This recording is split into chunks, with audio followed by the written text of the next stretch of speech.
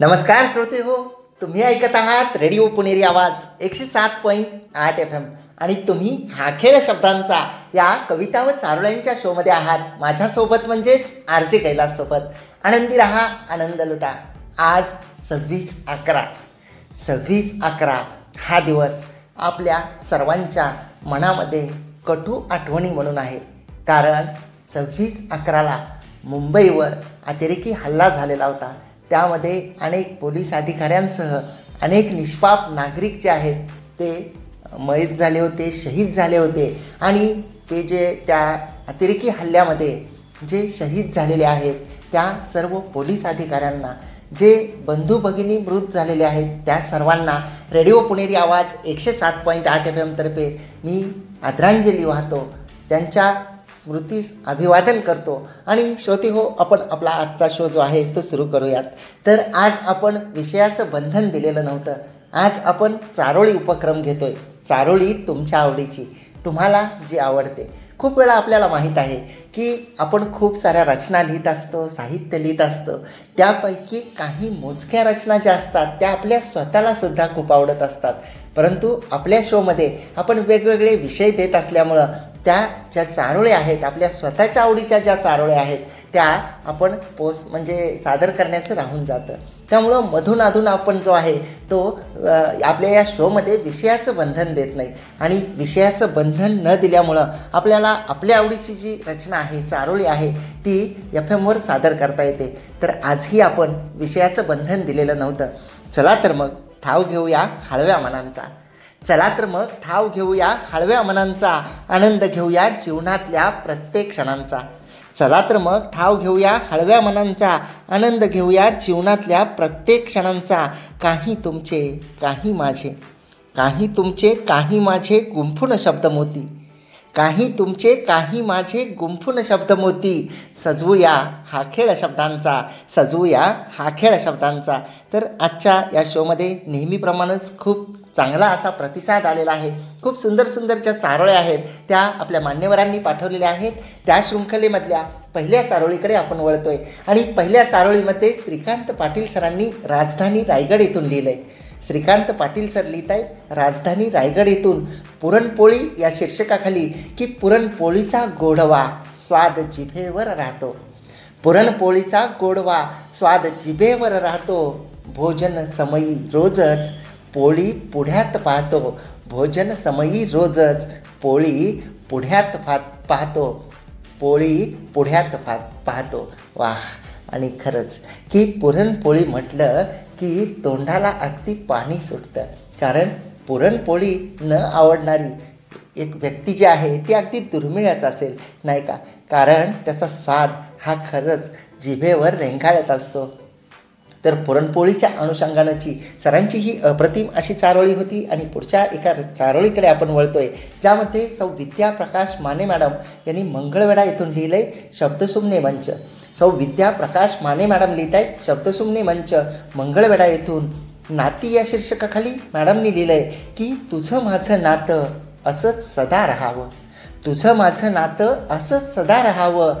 विश्वासाच्या धाग्यात गुंफून त्याला पाहावं. विश्वासाच्या धाग्यात गुंफून त्याला पाहावं. तर नातं जे निरंतर राहावं असं वाटतं, नातं जे विश्वासाच्या धाग्यामध्ये गुंफून राहावं असं वाटतं. आणि खरंच की नातं हा शब्द खूप अगदी जिवलग असा असतो. नाती अनेक जुळतात, अनेक तुटतात. त्यातली काही खास नाती असतात जी आपल्याला कायम सोबत करत असतात, जी आपल्या सुखदुःखामध्ये कायम साथ देत असतात. तर त्या नात्यांबद्दल, ते नातं कायम सदा सोबत राहावं असे जे भाव आहेत ते या सुंदर अशा रचनेमध्ये होते. आणि पुढच्या एका आपण चारोळीकडे वळूया, ज्यामध्ये स्वाती विष्णू नष्टे मॅडम लिहित आहेत सातारा येथून. स्वाती विष्णू नष्टे मॅडम यांनी सातारा येथून लिहिले ज्ञानेश्वर आणि मुक्ताई या शीर्षकाखाली की सांगे मुक्ताई सारखे ज्ञानेश्वर महाराजा. सांगे मुक्ताई सारखे ज्ञानेश्वर महाराजा. नको घेऊ कष्ट भावा, नको घेऊ कष्ट भावा. माझा लाडका तू दादा, माझा लाडका तू दादा, लाडका तू दादा. वाह!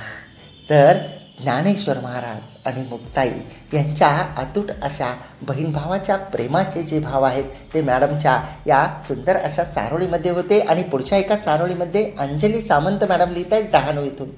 अंजली सामंत मॅडम यांनी डहाणू इथून लिहिलं आहे रजनीगंधा या शीर्षकाखाली की एकदा प्रेमात पडल्यावर तुला भेटण्याची गरज नाही. एकदा प्रेमात पडल्यावर तुला भेटण्याची गरज नाही. तू सदा वावरतोस रजनीगंधा बनून. तू सदा वावरतेस रजनीगंधा बनून. सुगंध दरवळतो हे तुला कळत नाही. तू सदा वावरतेस रजनीगंधा बनून. सुगंध दरवळतो हे तुला कळत नाही. हे तुला कळत नाही. वाह.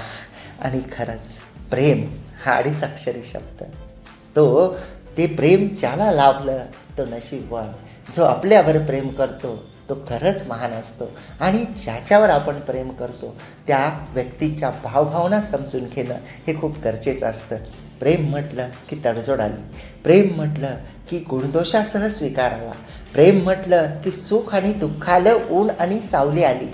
प्रेम म्हटलं की भांडण आलं, राग आला. आणि प्रेम म्हटलं की नात्यांचा जो गुंफलेला बंध आहे तो नात्यांचा गुंफलेला बंध तुटू न देता नात्यामध्ये निरंतरपणे प्रेमाचा प्रवास हा चालू ठेवत राहणं आलं, नाही का? जसं की मॅडमनी लिहिलं आहे की एकदा प्रेमात पडल्यावर तुला भेटण्याची गरज नाही. तू सदा वावरतेस रजनीगंधा बनून. सुगंध दरवळतो हे तुला कळत नाही. आणि रजनीगंधा बनून जो दरवळणारा सुगंध आहे तो सुगंध मॅडमच्या या अप्रतिम अशा चारोळीमध्ये होता. आणि पुढच्या एका आपण रचनेकडे वळूया ज्यामध्ये जागतिक पुरुष दिनाच्या निमित्तानं विजयश्री मॅडम यांनी धुळे येथून लिहिले. विजयश्री मॅडम लिहित आहेत धुळे येथून की जगी एकच असे पूर्ण पुरुष तू.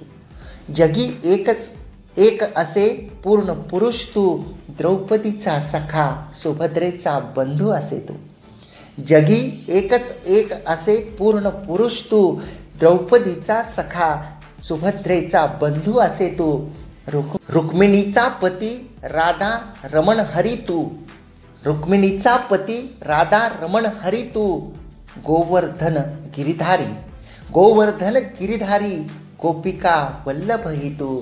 गोपिका वल्लभ ही तू. वाह. तर जागतिक पुरुष दिनाच्या निमित्ताने प्रभू श्रीकृष्णाबद्दल खूप अप्रतिम आणि सुंदर असे भाव या चारोळीमध्ये होते. आणि पुढच्या एका आपण चारोळीकडे वळूयात ज्यामध्ये सौ प्रीती महाडिक मॅडम लिहित आहेत अमेरिका येथून. सौ प्रीती महाडिक मॅडम यांनी अमेरिका येथून लिहिले माझी पंढरी या शीर्षकाखाली मॅडमनी लिहिले की अवघा वैष्णवांचा मेळा जमला चंद्रभागेतिरी. अवघा वैष्णवांचा मेळा जमला चंद्रभागेतिरी. नामघोषात रंगली विठुरायाची पंढरी. नामघोषात रंगली विठुरायाची पंढरी. वाह. आणि खरंच की एक भक्तिमय सुंदर आणि अप्रतिम अशी ही चारोळी होती. आपल्या सर्वांना माहीत आहे की नुकतीच पंढरपूरची पांडुरंगाची कार्तिकी एकादशी होऊन गेली. आणि या ज्या दोन मोठ्या एकादशी असतात त्या दोन मोठ्या एकादशीपैकी ही कार्तिकी एकादशी जी आहे ती सुद्धा खूप मोठ्या प्रमाणामध्ये पंढरपूरमध्ये भरते. आषाढी एकादशी ही सर्वात मोठी एकादशी असते आणि कार्तिकी एकादशी एक दुसरी एकादशी असते. तसं तर ज्या वाऱ्या असतात त्या कोणी महिन्याची वारी करतं, कोणी आषाढी वारी करतं, कोणी कार्तिकी वारी करतं. तर या वारीच्या निमित्तानं जो वैष्णवांचा मेळा असतो तो चंद्रभागेतिरी जमतो. आणि त्या नामघोषामध्ये विठुरायाच्या नामघोषामध्ये पांडुरंगाच्या नामघोषामध्ये तल्लीन होऊन चंद्रभागेच्या तिरी सर्व वारकरी जे आहेत ते जमतात, नामघोष करतात. खूप अप्रतिम आणि सुंदर भक्तिमय अशी ही चारोळी होती. पुढच्या एका चारोळीमध्ये सूरजकुमारी मॅडम यांनी लिहिले. सूरजकुमारी मॅडम लिहित आहेत की त्यांनी टाळले म्हणून आपण टळत नाही. त्यांनी टाळले म्हणून आपण टळत नाही. किती आहे दिखावा तुला कळत का नाही. किती आहे दिखावा तुला कळत का नाही. आणि खरंच की कोणी आपल्याला टाळत असतं, कोणी आपल्याला व्यवस्थित बोलत नसतं, कोणी अपमान करत असतं, कोणी वारंवार आपल्यावर वेगवेगळ्या प्रकारची त्यांची मतं लादत असतं. परंतु सोबत असते ती टळत नसते. आणि जे दिखावा असतो कधी कधी तो आपल्याला कळतसुद्धा असतो. परंतु आपण काही बोलू शकत नसतो. जसं की मॅडमनी म्हटलं आहे की किती आहे दिखावा तुला कळत का नाही. माणसानं जगताना मुखवटे न घालता जगलं पाहिजे. जेव्हा आपण आपल्या माणसांसोबत असतो तेव्हा आपण आपल्या माणसांच्या समोर जसेच्या तसे गेलो पाहिजे आणि आपल्या माणसानंसुद्धा आपल्याला आपल्यातील गुणदोषासह स्वीकारलं पाहिजे, नाही का. खूप वेळा आपण पाहतो की इतरांना दाखवण्यासाठी, इतरांना छान वाटावं म्हणून आपण खूप साऱ्या गोष्टी ज्या आहेत त्या तडजोडी करत असतो. खूप वेळा आपल्याला आपल्या मनाला काही गोष्टी पटतसुद्धा नसतात, परंतु कोणाचं तरी मन राखायचं म्हणून आपण त्या गोष्टी करत असतो आणि असं करता करता कधीतरी आपण अबोल होऊन जातो. आपल्याला अगदी मनातले भाव व्यक्त करण्याची क्षमतासुद्धा राहत नाही, कारण समोरची व्यक्ती जी आहे ती आपल्याला समजून घेत नसते. आपल्याला खूप वाटत असतं की न बोलता समोरच्या व्यक्तीनं आपल्याला समजून घेतलं पाहिजे, न बोलता आपलं सुखदुःख जाणलं पाहिजे. परंतु आपण पाहतो की आपल्याला असं दिसतं की जिथं तिथं दिखावा आहे, जिथं तिथं प्रत्येकाला काही ना काही हवं आहे. घेण्यासाठी सगळेजण आहेत, परंतु देण्यासाठी कोणी नाही. हे जग आहे, हे वास्तव आहे, हे एक कटू सत्य आहे. आणि जसं मॅडमनी म्हटलं आहे की त्यांनी टाळले म्हणून आपण टळत नाही. किती आहे दिखावा तुला कळत का नाही. आणि दिखावा आहे ते तो कळतसुद्धा असतो, परंतु आपण ते टळता येत नाही आपल्याला. आणि खूप अप्रतिम शब्दांकन असलेल्या या चारोळीनंतर पुढच्या एका चारोळीकडे वळूयात, ज्यामध्ये पुष्पा गोपाल उपाध्ये मॅडम लिहित आहेत आर्यवर्त न्यू सिडको नाशिक येथून. पुष्पा गोपाल उपाध्ये मॅडम यांनी आर्यवर्त न्यू सिडको नाशिक येथून लिहिलं आहे की अंगणातील सुगंधी वेचताना सडा फुलांचा, अंगणातील सुगंधी वेचताना सडा फुलांचा, सुगंधात भुलून जावे असा गंध कळ्यांचा. वाह. सुगंधात भुलून जावे असा गंध कळ्यांचा, फांदी फांदी बहरे हिरवा येतील सुंदर नक्षी, फांदी फांदी बहरे हिरवा येतील सुंदर नक्षी, विसावली निशब्द पानो पाणी मनपक्षी, विसावली निशब्द पानो पाणी मनपक्षी, मनपक्षी, मनपक्षी. वाह वाह. खरंच की अंगणातला सुगंधी फुलांचा सडा वेचताना सुगंधामध्ये भुलून जावं असा जणू काही त्या कळ्यांचा गंध असतो. आणि जेव्हा फांदी फांदी जेव्हा बहरते, त्या हिरवाईतील सुंदर नक्षी जेव्हा आपल्याला दिसते, तेव्हा निशब्दची पानोपानी मनपक्षी असतो तो विसावतो. खूप अप्रतिम निसर्गाचं बहारदार असं वर्णन करणारी ही अप्रतिम अशी चारोळी होती. आणि पुढच्या एका चारोळीकडे वळूयात. त्या सुंदर अशा चारोळीमध्ये पांडुरंग म्हस्के सर लिहित आहेत, मुक्काम डाळिंब तालुका दौंड जिल्हा पुणे येथून.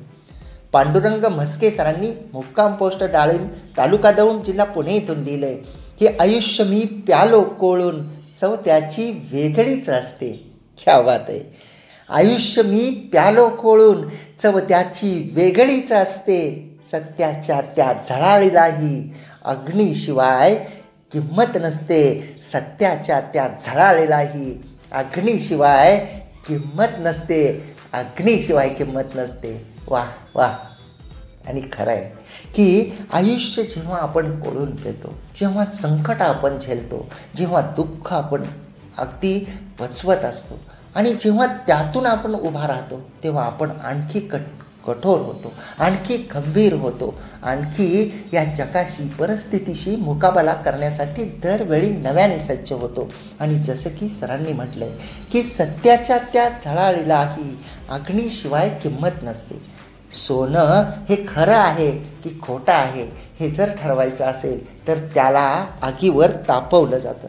आणि आगीवर जेव्हा त्याला तापवलं जातं तेव्हा त्याची झळाळी जी आहे ती आणखी निखरते.